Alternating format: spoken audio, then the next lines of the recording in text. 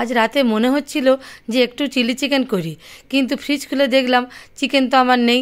তা কি করব, বাঙালিদের ঘরে চিকেনের পরিবর্তে সয়াবিন তো আছে, তাই সয়াবিন দিয়ে আমি আজকে বানিয়ে ফেললাম চিলি সয়াবিন।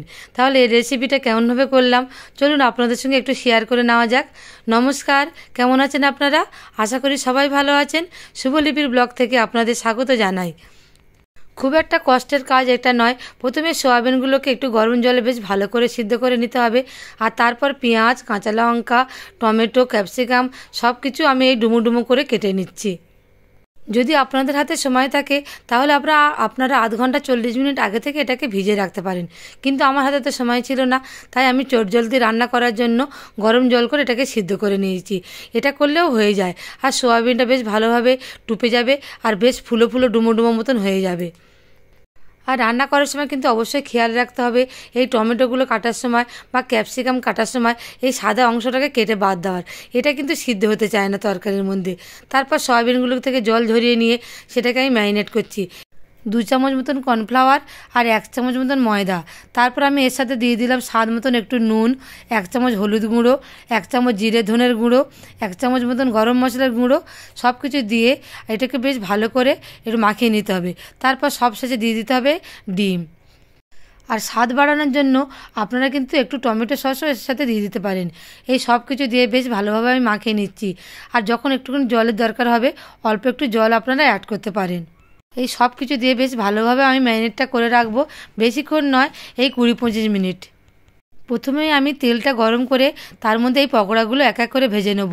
আপনারা কিন্তু চাইলে এই পকোড়াগুলো শুধু চায়ের সাথেও খেতে পারেন, বেশ মুচমুচে ক্রাঞ্চি। এই একটু লাল লাল করে এপিট এপিট উল্টে উল্টে আমি এই পকোড়াগুলো সব এক এক করে ভেজে তুলে নিচ্ছি। দেখতে পাচ্ছেন কেমন সুন্দর পকোড়াগুলো বেশ লাল লাল করে আমার ভাজা হয়ে গেল। আপনাদের যদি হঠাৎ করে এরকম চিলি চিকেন খাবার ইচ্ছা হয় আর চিকেন যদি হাতের কাছে না থাকে, তাহলে কিন্তু খুব চটজলদি এইভাবে সয়াবিন দিয়ে আপনারা চিলি চিকেনটাও হিসেব করে বানিয়ে নিতে পারেন। এটা কিন্তু খেতে খুবই ভালো লাগে। আর ছোট বাচ্চারা কিন্তু সলিড মাংস ভেবে সয়াবিনটাকে তারা খেয়ে নেয়, আর এটার মধ্যে কিন্তু অনেকটা পরিমাণে প্রোটিন থাকে, তাই এটা খুব হেলদিও হয়। তাই এইভাবে আপনারা একটু মশলা কম দিয়ে বাচ্চাদের জন্য রান্না করতে পারেন। আর এই ঠান্ডার সময় আপনারা তো জানেন প্রতিদিন রাত্রেবেলা করে আমরা প্রায় রুটিই খাই, তাই পকোড়া ভাজার পাশাপাশি আমি এখানে রুটিটাও তৈরি করে নিচ্ছি। পকোড়াগুলো আমার সব ভেজে তুলে নেওয়া হয়ে গিয়েছে। ওই কড়াই তেলের মধ্যে আমি এই ডুমো ডুমো করে কেটে রাখা পেঁয়াজগুলো সব ছেড়ে দিলাম।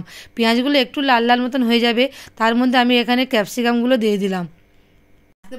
যেহেতু ক্যাপসিকামটা একটু শক্ত সবজি, একটু ভাজতে সময়ও লাগে, তাই একটু গ্যাসের ওভেনটা কমিয়ে দিয়ে একটু সময় নিয়ে ধৈর্য নিয়ে আস্তে আস্তে ক্যাপসিকামটা ভাজতে হবে। আর তার মধ্যে একটুখানি নুন, একটু হলুদ আমি দিয়ে দিলাম। একটু নাড়াচাড়া করতে করতে দেখুন ক্যাপসিকামের চেহারাটা কেমন পাল্টে গেল। তার মধ্যে আমি এই টমেটো, কাঁচা লঙ্কা দিয়ে দিচ্ছি। তারপর আমি এর মধ্যে দিয়ে দিলাম একটু লঙ্কার গুঁড়ো আর কাশ্মীরি লঙ্কার গুঁড়ো। এই সব কিছু দিয়ে বেশ ভালোভাবে নাড়াচাড়া করতে হবে, যাতে সব সবজিগুলো বেশ একটু গামাখা মতন হয়ে যায়। আর ওপর থেকে আমি অল্প একটু সয়া সসও দিয়ে দিলাম। তারপর আমি এর মধ্যে দিয়ে দিলাম টমেটো সস। এই সব কিছু দিয়ে বেশ ভালোভাবে যাতে এটাকে মাখানো যায়, বেশ ভালোভাবে এটাকে বেশ গ্রেভি মতন হয়ে যায়, একটু নাড়াচাড়া করতে হবে। এই বেশ কিছুক্ষণ ধরে একটু নাড়িয়ে যাতে সব মশলাগুলো ভালোভাবে সিদ্ধ হয়ে যায়, তারপর একটু গরম জল এর মধ্যে দিয়ে দিতে হবে। খেয়াল রাখতে হবে যাতে মশলাটা ধরে না যায় আর পুড়ে না যায়। বেশ থেকে থেকে এইভাবে নাড়ালে কিন্তু তরকারির টেস্টটা খুবই ভালো লাগবে। তারপর আমি এর মধ্যে দিয়ে দিচ্ছি ভেজে রাখা আমার সয়াবিনগুলো। বেশ ভালোভাবে নাড়াচাড়া করতে হবে যাতে মশলাটাই সয়াবিনের ভিতরে পর্যন্ত বেশ ভালোভাবে চলে যায়, আর সয়াবিনটা বেশ ভালো লাগবে খেতে। উপর থেকেও দিয়ে দিচ্ছি আমি এবারে গরম জল। আপনারা যেমন গ্রেভি চাইবেন সেই অনুযায়ী কিন্তু আপনারা জল দেবেন।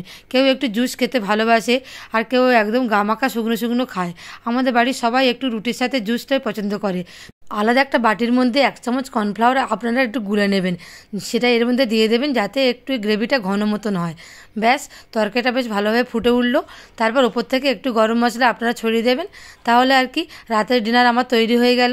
এই হাতে গড়া রুটি আর চিলি সয়াবিন, পাশে স্যালাড হিসাবে রেখেছিলাম শসা আর পেঁয়াজ।